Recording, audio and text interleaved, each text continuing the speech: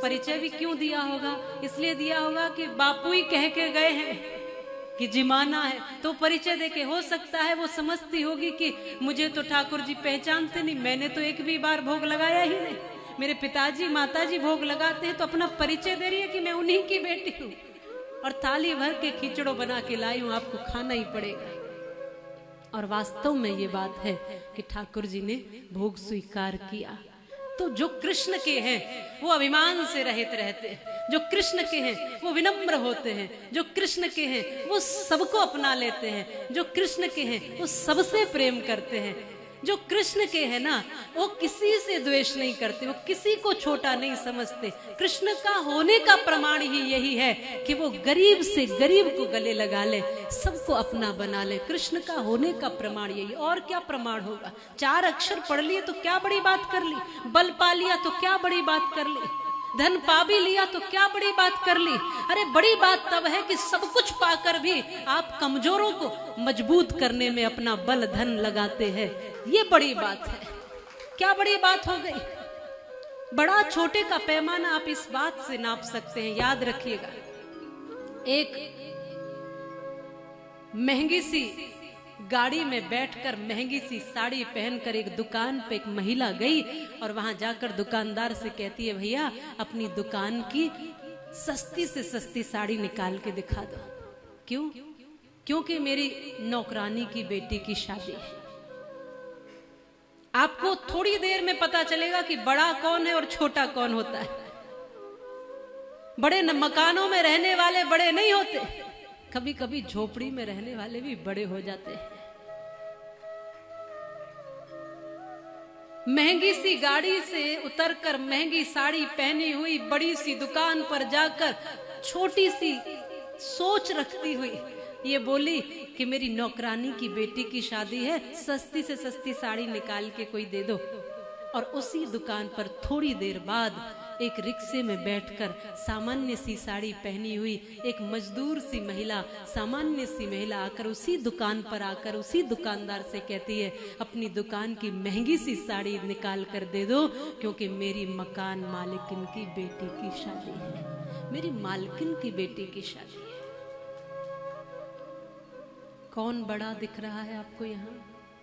वो जिसके पास गाड़ी महंगी, साड़ी महंगी, लेकिन सोच बहुत छोटी है। और वो जिसके पास रिक्शा है, ना गाड़ी है ना साड़ी है महंगी, कुछ नहीं है, मजदूरी करती है, लेकिन मजदूरी कर करके थोड़ा जोड़ करके कहती है कि चाहे मेरी 2 महीने की कमाई लग जाए, पर जब मैं दूं तो उनको पसंद आ जाए, उनको अच्छा लगे। और हम कैसे दे देते हैं? कोई काम करने वाली है तो 20 साल पुरानी कुछ पड़ी होगी बक्से में, सिंदूक में, निकाल के दे दो। हाँ? नहीं, इससे बड़प्पन नहीं साबित होता। बड़ा वही है जो किसी को छोटा न समझे, बड़ा वही है जो विनम्र है, बड़ा वही है जो झुकना जानता है, जो सबको अपनाना जानता है, जो सबको अपना बनाना जानता है, वही बड़ा है। बाकी अपने अपने मान लीजिए कि आपने बड़ा मकान बना के ईंट पत्थर ज्यादा लगा ली और ज्यादा क्या किया बताओ? सोच के देखो, बड़ा मकान बना लिया, हम इसलिए अकड़ रहे, क्या किया इसमें? बूढ़े माँ बाप वृद्धाश्रम में डाल दिए और आप कहते हो कि हम बहुत बड़े हैं।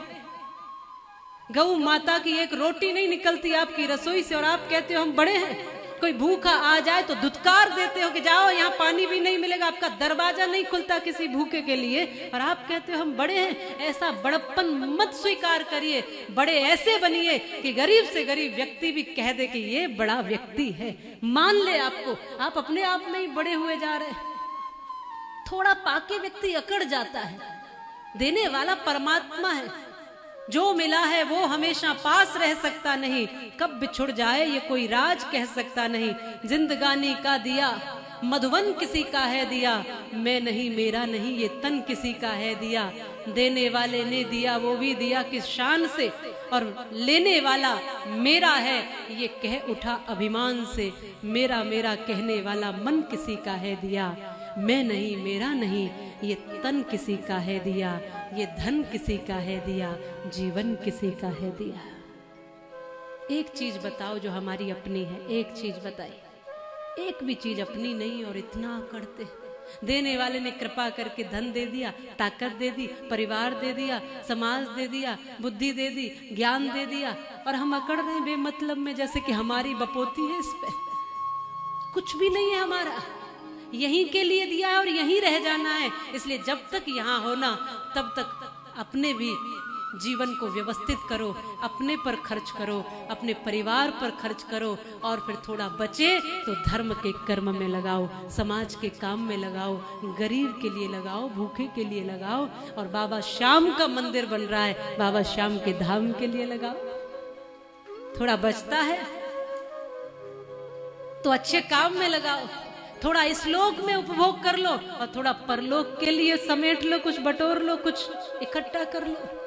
साथ के साथ बैलेंस करके जिंदगी को चलिए ना, वो है भक्त। भक्त कोई ऐसे ही थोड़ी बन जाओगे, शास्त्र पढ़ने से भी भक्त नहीं बनोगे, याद रखना। धन पाने से भी बड़े नहीं बनोगे, ये भी याद रखना।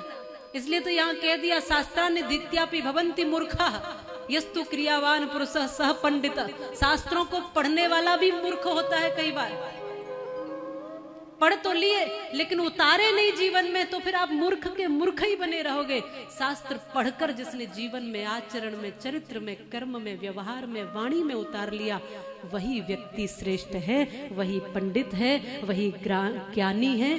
जिसने ब्रह्म को जान लिया, परमात्मा को जान लिया, वही ब्राह्मण है। जिसने ज्ञान प्राप्त कर लिया, वही पंडित और ज्ञानी है। जिसने अपने संस्कारों के द्वारा, जिसने संस्कार पूरित करके गुरु की शरणागति कर ली, वही द्विज है। और जिसने अपने जीवन को व्यवस्थित कर लिया, अध्ययन, वेदांत शास्त्रों का अध्ययन करके, वो विप्र है।